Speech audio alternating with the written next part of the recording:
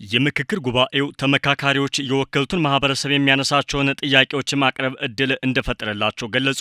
መድረኩ ለጋራ ችግሮች የጋራ መፍትሄ ለማበጀት ትልቅ እድል መስጠቱን ተናግረዋል። አንድ ወር ለሚጠጋ ጊዜ ሲካሄድ የቆየው የኢትዮጵያ ሀገራዊ ምክክር ጉባኤ ወደ ማጠቃለያ ምዕራፍ እየደረሰ ይገኛል። ምክክሩ የአሳታፊነትና አካታችነት መሪዎችን በመከተል እየተካሄደ እንደሚገኝ አስተያየታቸው ለኤንቢሲ ኢትዮጵያ የሰጡ ተመካካሪዎች ተናግረዋል። በየአደረጃጀቱ በነበረው ሂደት ሀሳብ ከማመንጨት ጀምሮ አጀንዳዎች ወደ አንድ የጋራ ማስማሚያ ነጥብ መምጣታቸውን አብራርተዋል። ከጅምሩ አንስቶ በቀረቡት ቃለ ጉባኤዎች ስምምነት ላይ የተደረሰባቸው መሆናቸውን አብራርተዋል። ከመጀመሪያው ጀምሮ ሀሳብ የማመንጨት ስራ ነበር የሰራ ነው። የሚቀራረቡ ሀሳቦችን አምጥተን አቀራረብ ነው። የበለጠ የመግባባት ሁኔታ ነበር ያለው።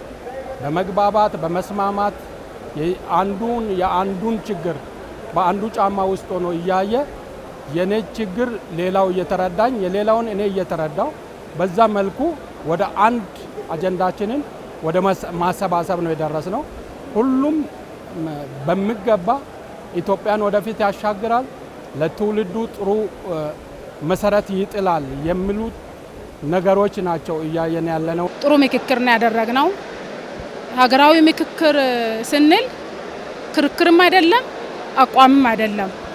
ምክክር ስንል መግባባትን መሰረት ያደረገ ስንግባባ ደግሞ አንዳችን እያዳመጥን መደማመጥ ያለበት መግባባት ያለበት ሁኔታ ነበር እስካሁን የነበርነው። ምክክሩ በጣም ጥሩ ነው።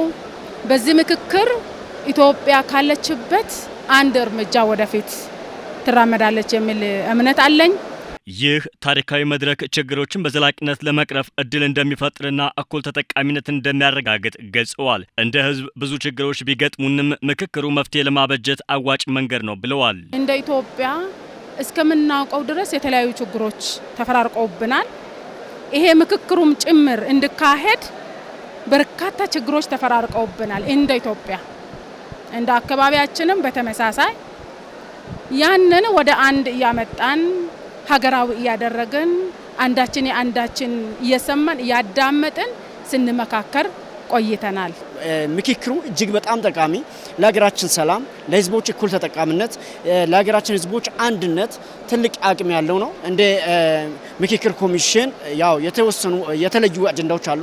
በዛ አጀንዳዎች ላይ ሰፊ ውይይት ተደርጎ ሁሉም የየራሱን ሀሳብ ያቀረበበት አንዱ የበላይ አንዱ የበታች የሆነበት ጉዳይ ሳይሆን በጋራ ሀሳቡን የሚያዋጣበት አንዱ ያንዱ የሚያዳምጥበት ምንም አይነት መቃቃር ሳይኖር አንዱ ያንዱን አድምጦ ይሄኛው መንገድ ነው ለሀገራችን የምጠቅመው ብሎ በጋራ የሚወስንበት ደረጃ ላይ ደርሰናል። ልዩነት ተፈጥሯዊ ቢሆንም በውይይት ማጥበብ መቻሉን በተግባር አይተናል ሲሉ ተናግረዋል። በመድረኩ ላይ ተመካካሪዎች የወከሉትን ማህበረሰብ ጥያቄዎች በማንሳት መወያየታቸውን ገልጸው ለተግባራዊነቱም ሁሉም ባለድርሻ አካል በኩል ሚና ሊወጣ እንደሚገባ አሳስበዋል። ይህ ታሪካዊ እድል ተቀባይነት እንዳይኖረው ለማድረግ የተደረገው ጥረት በህዝቡ ትብብር ከሽፏል ሲሉ አስረድተዋል። በጣም የማኮራ በጣም የማግባባ ኢትዮጵያን የማሻገር ወደፊት ለትውልዱ ለቀጣይ ትውልድ መሰረት ይሆናል የሚል ሀሳቦች የተነሱበት ውይይት ነበር።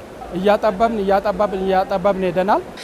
በዚህ ምክክር ላይ የተነሱ ሀሳቦች ምንድነው? ታች ያለው ያንዳንዱ ማህበራዊ መሰረት ወክለው እዚህ ቦታ ላይ የተሳተፉ አካላት ያንዳንዱን የህዝብ ጥያቄ ነው ሲያነሳ የነበረው። ምክንያቱም በመልካም አስተዳደር ላይ፣ በሙስና ላይ፣ በሀገር መንግስት ግንባታ ላይ፣ በሰላም ላይ ያሉ ችግሮች ምንድናቸው? እንዴት ነው መቅረፍ የምንችለው?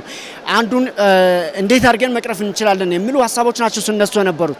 ያን ሀሳብ ደግሞ ተግባራዊ በሚደረግበት ጊዜ ያንዳንዱ ዜጋ የራሱን ኃላፊነቱ ተወጥቶ አገሪቷን ማሻገር አለበት። በጋራ ያንዳንዱ ዜጋ ከታች የሚወርደውን ነገር ተቀብሎ ተግባራዊ ሲያደርግ አገራችን ሰላም ትሆናለች፣ አገራችን ልማት ይረጋገጣል፣ የአገራችን ህዝቦች አንድነት ይቀጥላል ማለት ነው። ያን ማጠናከር ደግሞ ከእያንዳንዱ ዜጋ ይጠበቃል ብዬ አስባለሁ። በምክረ ሀሳብ ደረጃ ወደ መግባባት የመጣንበት ሁኔታም አለ። አንዳንድ የልዩነት ሀሳቦችም አሉ።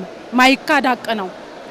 እነዚህን ነገሮች እኛ ለህዝብ ነው ምቀረባው ተብለን አሁን በምክረ ሀሳብ ደረጃ አስቀምጠን ልንለያየ ነው። ኦሬዲ ህዝቡ ይቀበላል የሚል እምነት አለን። ምክንያቱም እኛ ህዝብን ወክለን ህዝቡ እኛን መርጦን ወክለን ላከን። እስከ ላከን ድረስ እኛ ደግሞ የህዝብን ድምጽ ነው እዚህ ያሰማ ነው። የግል ጉዳይ የለም፣ የህዝብ ድምጽ ነው። የህዝብ ጉዳይ ነው ያቀረብነው። በዚህ ልክ ህዝብም ደግሞ ይቀበላል፣ ይግባባሉ የሚል እምነት ነው ያለኝ። ምክንያቱም ወደ መግባባት ደርሰናል። ኦሬዲ የልዩነት ሀሳቦች አሉ። አዎ አሉ። ወደ መግባባት ደርሰናል። ምክረ ሀሳብ ነው። በምክረ ሀሳብ ደረጃ ተግባብተናል። ህዝቡ ደግሞ በውሳኔ ደረጃ ይግባባል የሚል እምነት አለኝ። በነገራችን ላይ ማይቀበል የሚፈልግ አለ። የማይካድ ሀቅ ነው። በውጪ በሶሻል ሚዲያ የምንሰማቸው ነገሮች ማይቀበል እዚህ ያልተደረገውን በውጭ የሚያወራ አለ። ያ ላይቀበል ይችላል። ግን ሂውጁ ትልቁ የኢትዮጵያ ህዝብ ይቀበላል። ሰፊው የኢትዮጵያ ህዝብ ይቀበላል። ይሄንን ነው የምናምነው። ስለዚህ ተቀባይነት ይኖረዋል፣ ተግባራዊ ይሆናል ብለን አምናለሁ እኔ በበኩል።